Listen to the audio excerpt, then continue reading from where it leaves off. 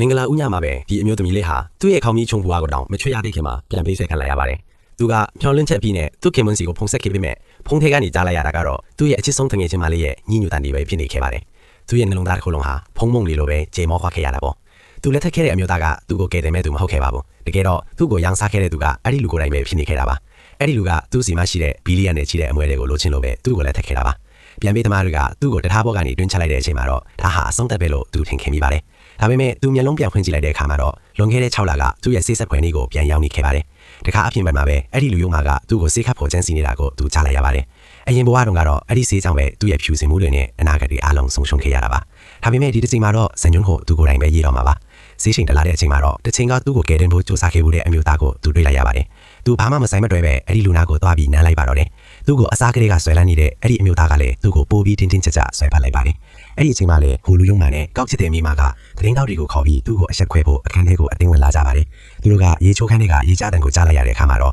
အောင်နိုင်သူတွေလိုပဲပြုံးလိုက်ကြတာပေါ့။ကင်မရာတွေအတင်းပြင်းသတင်းကောင်းစင်တွေလည်းအစင်းတင်းဖြစ်နေပေမဲ့တကားကတော့အပြင်ဘက်ကနေပွင့်လာခဲ့ပါတယ်။ဒီအမျိုးသမီးလေးကတကားပေါင်ကိုမြည်ပြီးအေးဆက်ဆက်အပြုံးနဲ့ကျမကိုရှာနေတာလားလို့မေးလိုက်ပါတယ်။ဟိုကောက်ချစ်တဲ့မိမကတော့ချစ်ထစ်အားအားနဲ့ပဲသူဟာရီစားနဲ့အတူရှိနေပြီးမှအဝေးစားတွေအမြန်လဲလိုက်တာပါဆိုပြီးဆွဆွဲပါတော့တယ်။အဲ့ဒီအချိန်မှာပဲစားပွဲထိုးတယောက်ကသူပြောသွားတဲ့အိတ်ကိုလာပြီးရင်းနဲ့သူ့အဝေးစားတွေပေါ်ဟင်းရည်တွေဖိစင်သွားတဲ့အတွက်တောင်းပန်စကားဆိုလာပါတယ်။ဟိုမိမကတော့ဒါတွေအားလုံးဟာဟန်ဆောင်နေတာပါဆိုပြီးပြပလာတလဲညင်ပါတော့တယ်။သူကတော့အဲ့ဒီစကားတွေကိုလက်ယူရှုလိုက်ပြီးသူတို့သားဘက်ကိုလည်းကရှင်ကကိုစစ်ဆက်သူတွေကိုသတင်းထောက်တွေပါခေါ်လာတယ်ဆိုတော့ဖားတွေကျန်းစီထားတာလေလို့မေးလိုက်ပါတယ်။သတင်းထောက်တွေကလည်းရှေ့ကိုထွက်လာပြီးတော့သူတို့ကိုအဲ့ဒီလူယုံမာကမဲ့ဖိတ်ခေါ်ခဲ့တာထင်ကြောင်ဖွင့်ချလိုက်ပါတော့တယ်။အဲ့ဒီလူကလည်းထစ်ထစ်အားအားနဲ့အားလုံးကိုညှင်းဆိုပြီးတော့သူ့ကိုအယမ်းချစ်ပြတဲ့ဟန်ဆောင်မှုတွေကိုလုပ်ပြနေပြန်ပါတယ်။ဒါပေမဲ့သူစကားမဆုံးခင်မှာပဲရေချုံကနေရေဆိုရွှဲနေတဲ့အခြားအမျိုးသားတယောက်ဟာအေးဆေးတင်ငင်းစွာနဲ့ထွက်လာခဲ့ပါတယ်။အဲ့ဒီလူကသူ့ကိုမသိတယ်လို့ဟန်ဆောင်လိုက်ပြီးဟိုလူယုံမာဆောင်တွေကိုပဲလောင်ပြောင်းလိုက်ပါတယ်။ပြီးတော့လူအားလုံးရဲ့ရှေ့မှာပဲသူတို့နှစ်ယောက်ရဲ့ဖောက်ပြန်နေတဲ့လူဝက်ချက်တွေကိုဖွင့်ချလိုက်ပါတော့တယ်။ဒီအမျိုးသမီးလေးကအဲ့ဒီလူယုံမာရဲ့လက်ကိုဆွဲလိုက်ပြီးမျက်ရည်တွေကြားကနေပြုံးပြက